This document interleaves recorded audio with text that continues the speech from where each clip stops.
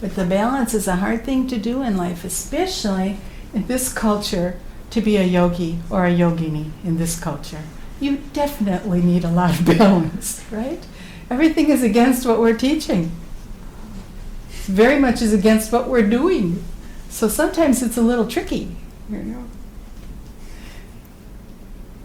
Remember the time, I think I told you, Swamiji and I, you know, we sort of became vegetarian when we lived in Europe for a few years because we couldn't afford the meat, except we would have one piece of chicken on Sunday and we'd split it between the two of us, okay?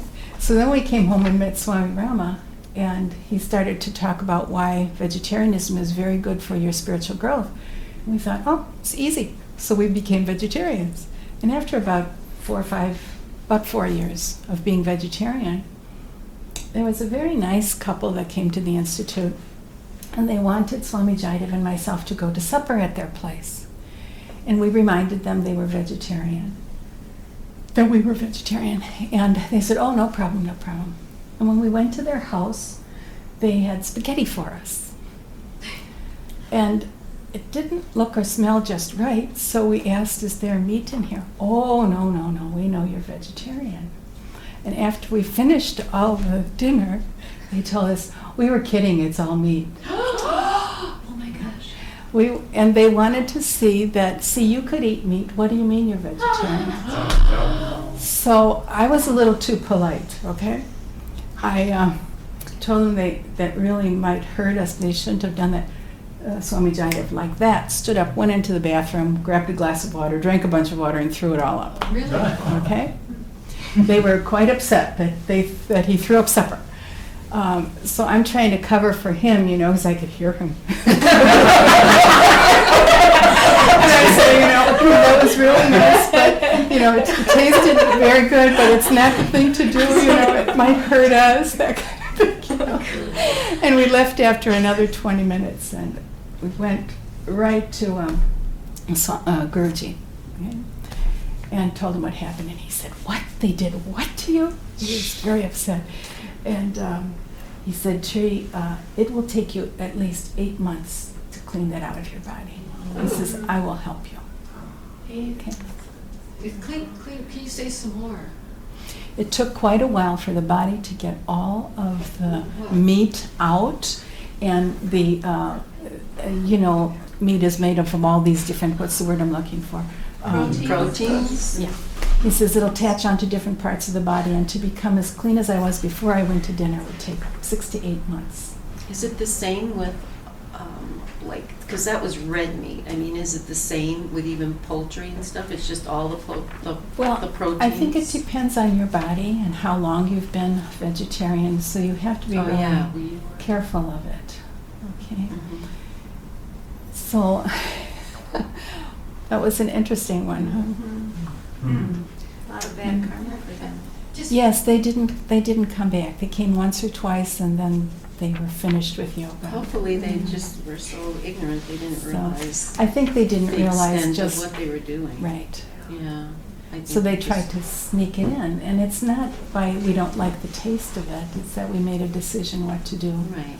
You know, so that it depends very much, depending on what you're eating, what it does to your body, and then of course to your mind.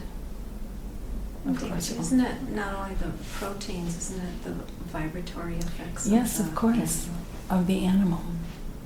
That's why how the animal was killed is important. Was the animal very frightened, angry, upset? Because what happens when you get very scared or angry? Yeah. Oh, hormones and stuff. Exactly. And then if you were killed right then, that would be in. Yeah. Mm-hmm. Okay. So much of it goes into that the yogis have said that whenever possible, try not to eat another animal. And if it's important that you have to, like some of the Tibetans must, they don't have vegetables growing up there about 9 months of the year, you know. So they eat meat. They have to do that, but they take such very good care of meat.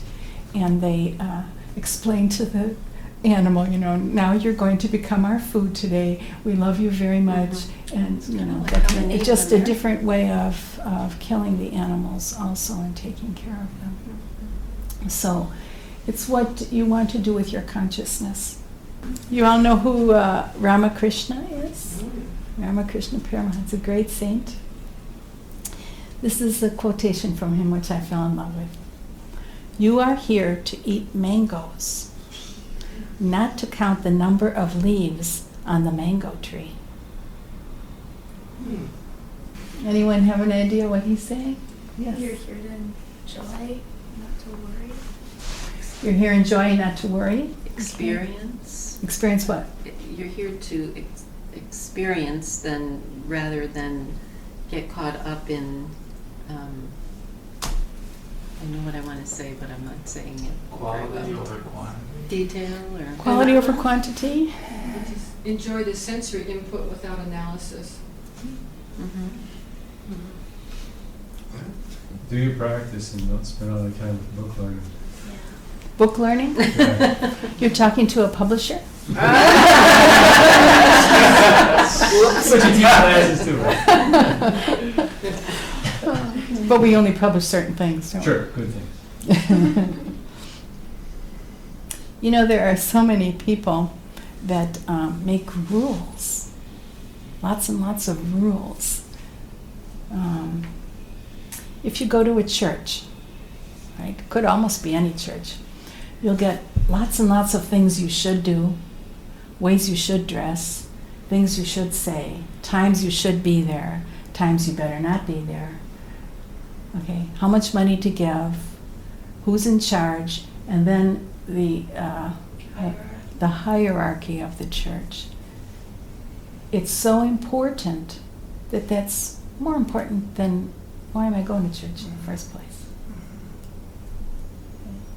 And pretty much all human beings get into this social strata that we do, and we forget the main thing.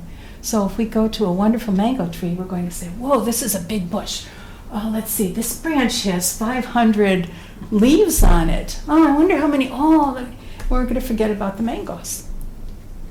That we came to eat mangoes to that tree. And the same thing happens when we come to life in general. We forget why we're here, right? Do you all know why you came? No? To enjoy life. Remember I told you I was this dummy, I'm trying to think, well, there's so much to do, so much work to do. And so one day I asked Swamiji, I said, Swamiji, why did I come to this earth? And he says, to have fun. That's what we're supposed to be doing. It's to have fun. He said, yes, and you came specifically to be with me, to do my work. But you're supposed to have fun doing it. Okay. Now let's see, come on in. So it sounds like that you're here to eat mangoes and not count the leaves. You see? I think sometimes we forget what we're doing here and what's our purpose in life. And when you eat mangoes, you have to fall in love with them, right? So a lot of love comes out of that too. When you're doing what you're supposed to be doing, you'll enjoy. Okay.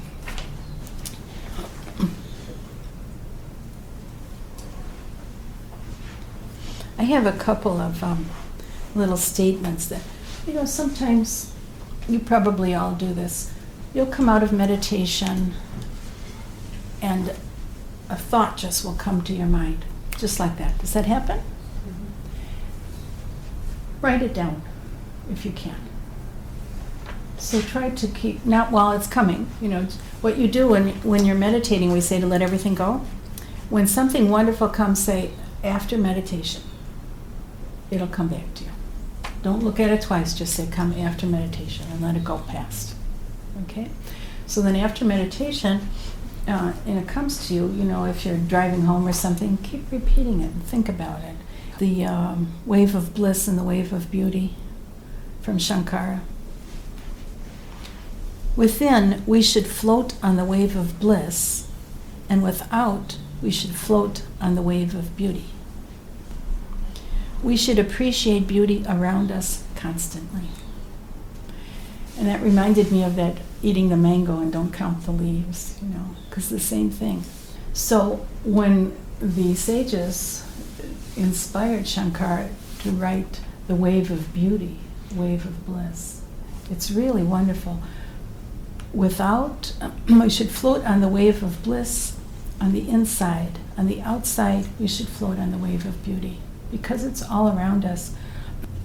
When we mingle our thoughts and our feelings and our emotions, that's when things around us start to look ugly.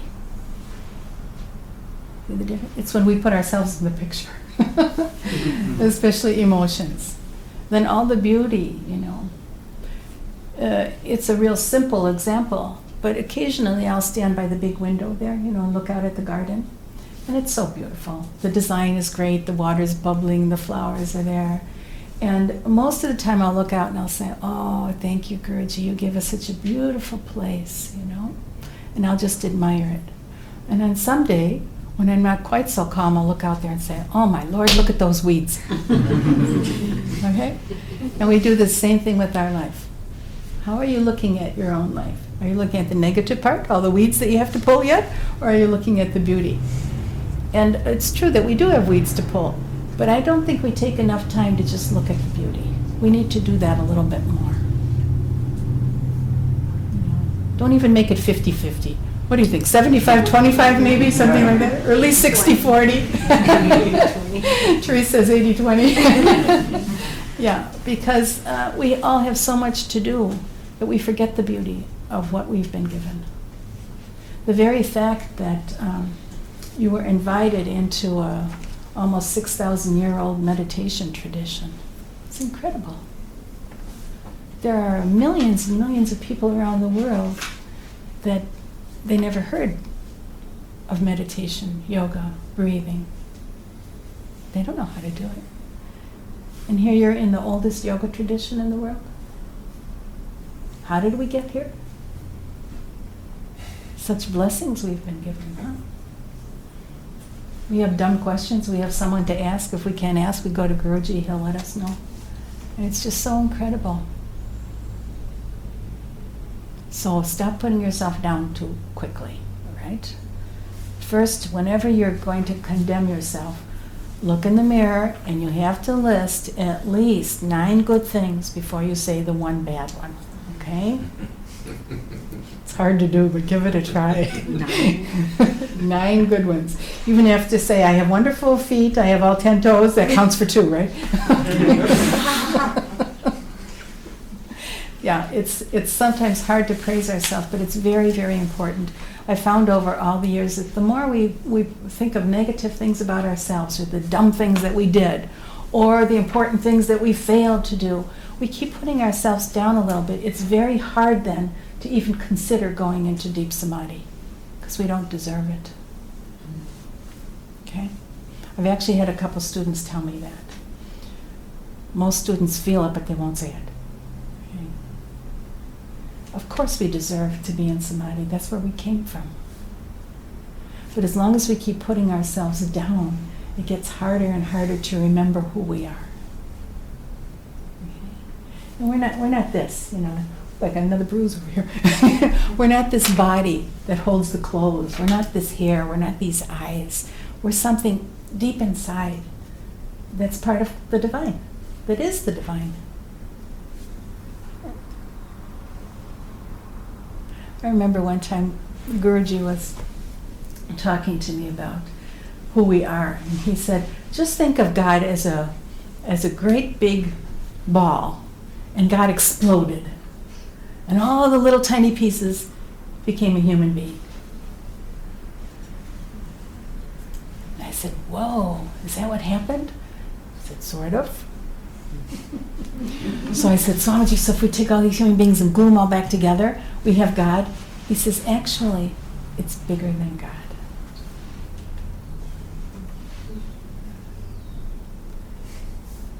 I said, whoa, this is pretty cool. Isn't that incredible? So all of us have a piece of the divine, And some of us cover it up very well, right? Hard to see it. Some of the people you might see on the news, you go, I don't know where they put God, but she's really hidden in there. Some of the people that kill others, for example. Hard to see the divine there. Swami Jaidev and I talk about that quite a bit. We'll see something, and we'll say, that divinity's really hiding in that one. But divinity is there.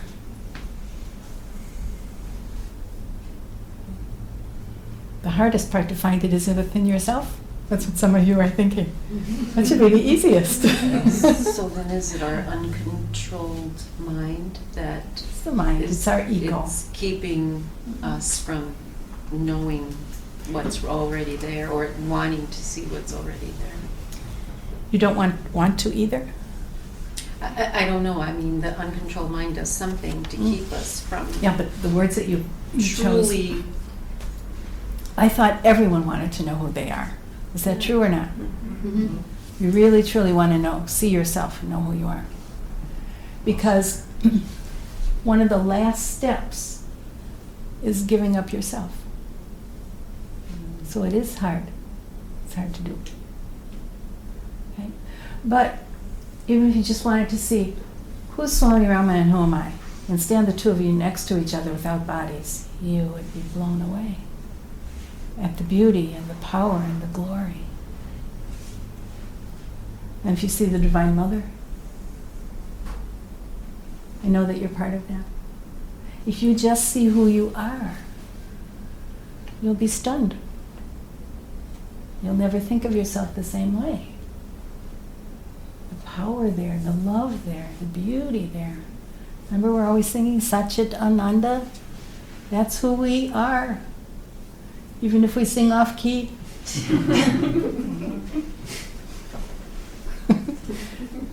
Existence, consciousness, and bliss. Pure happiness. That's what we are. Kind of hard to find sometimes when you're out shopping for a right pair of underwear or something, we forget about these things. I think most of our life we forget who we are. And the only time we do remember is when we sit down to meditate. Right? And the great ones who have achieved their samadhi and then they're in that state most of the time, they forget who they are. I've told you many times about Swami Rama. I'd come in and I'd say, Guruji, here's, Swamiji, a cup of chilk. And he'd look at me, and I knew he didn't know who I was. And he'd look around the room, and then his mind, you could see in the face, oh yeah, I know where I am. I'm on earth right now. I'm in America. I promised to help them, teach them how to do yoga. Okay? And you'd watch all that come on his face. And he'd say, did you put sugar in for me? But it would take several minutes to reach that point, you see. And at some point when you're going to go into meditation, you're going to touch into samadhi. And you'll have feelings similar to that. You're just going to be blown away. And then you'll come back into the body and you don't want the body then.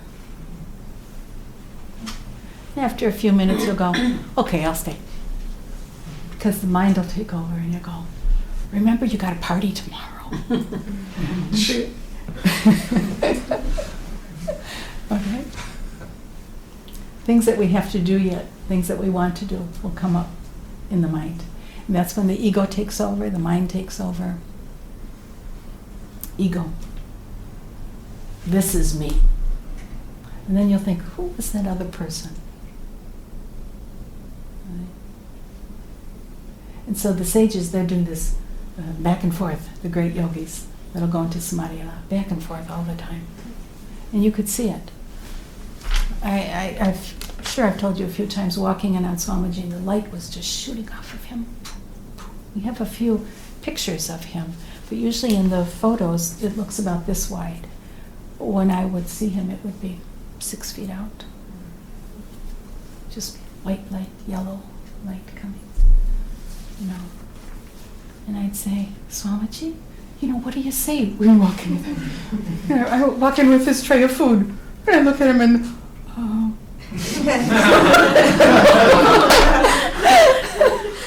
I was a real Dumkopf, right? I couldn't think what what to do. Not even a table to set the tray on, you know. I'm not going to put it on his lap with all this light coming off of him. You know? So I tried to back out, set it over here on the chair, and come in and just sit at his feet. My goodness. And then slowly the light would go in, and he'd turn to me and he'd say, "Hello, tree." Totally different voice. Again, hi, Swamiji. I said, "Where were you?" One time he said, "With the Divine Mother." I said, "Swamiji, is she beautiful?" "Yes." "Prettier than me?"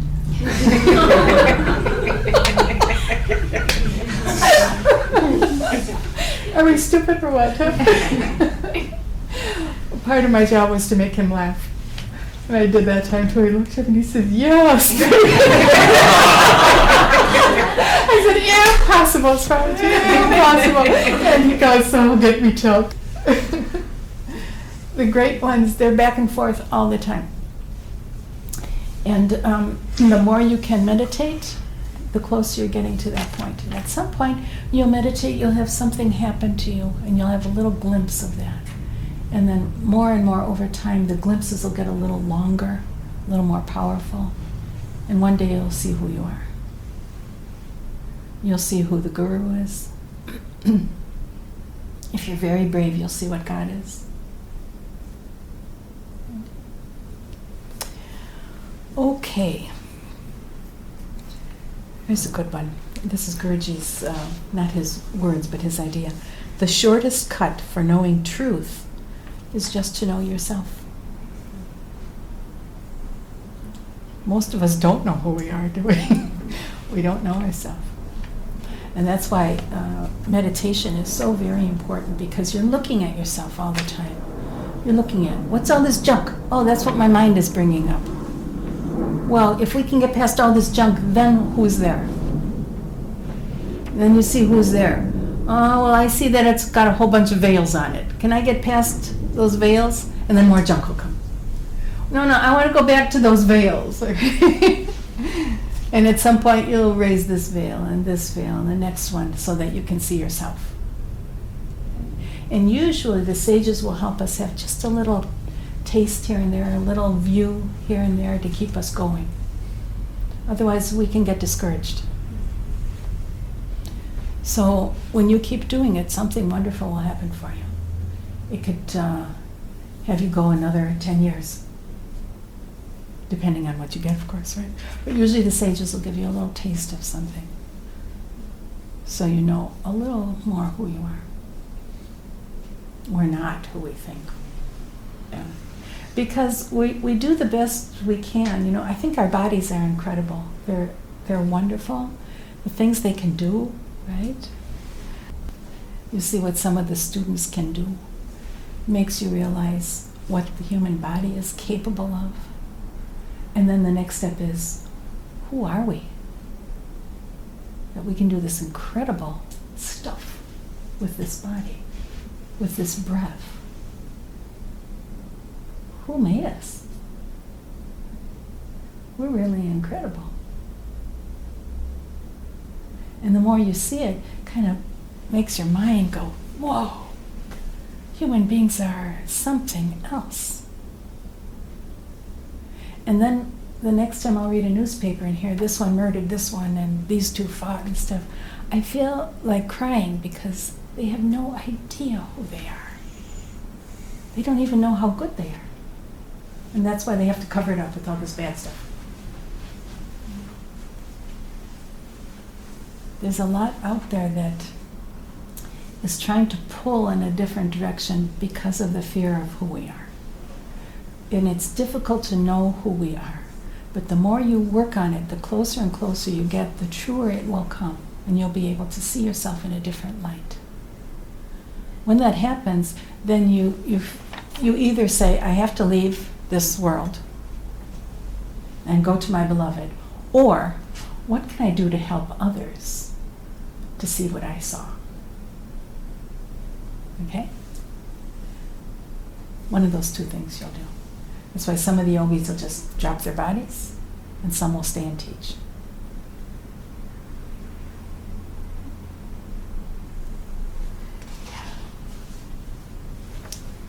The highest of all wisdom is in surrendering your ego.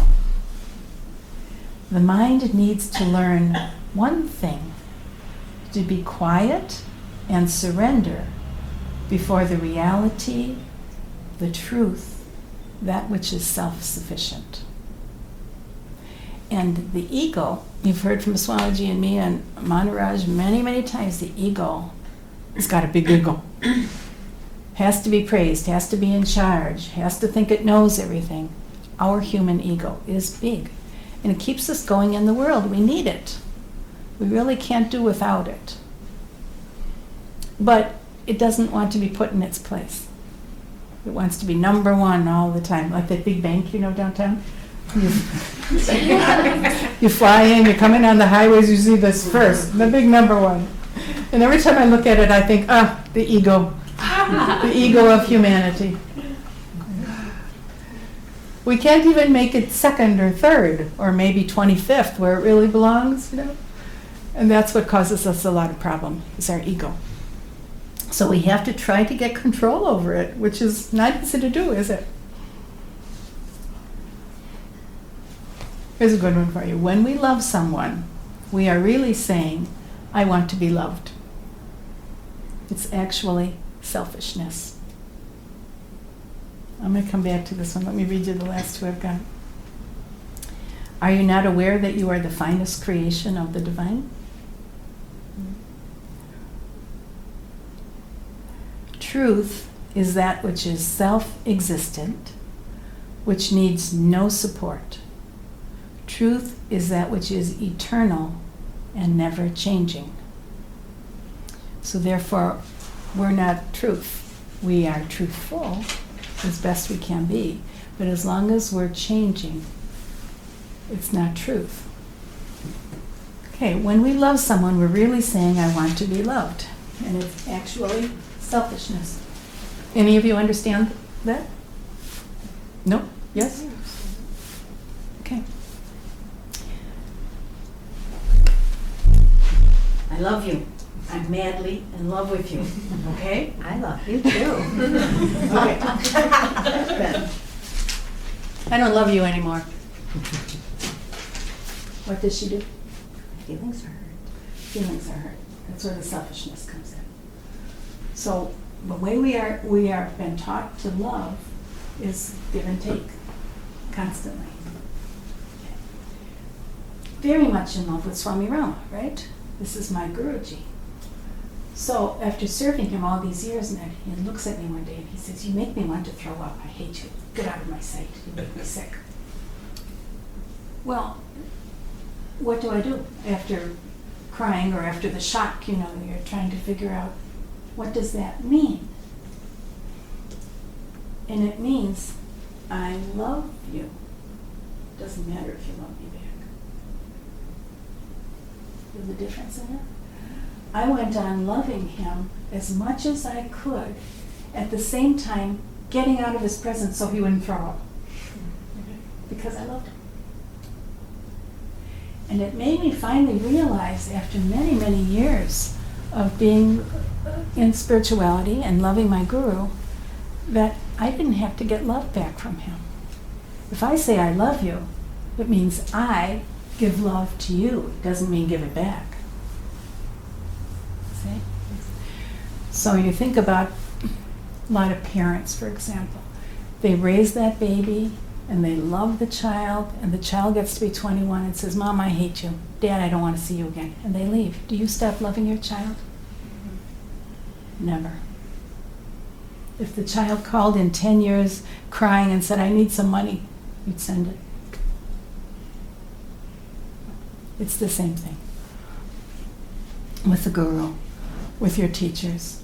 You love as much as you can, and love does not mean getting something back. It's a little bit more type of advanced love, because it's very hard to do, very hard. And if your child says, I hate you, I never want to see you again, you're going to cry about it. You're going to be upset for a long time, but you're not going to stop loving. And occasionally, the gurus will do something weird like that, which my weird guru did to me.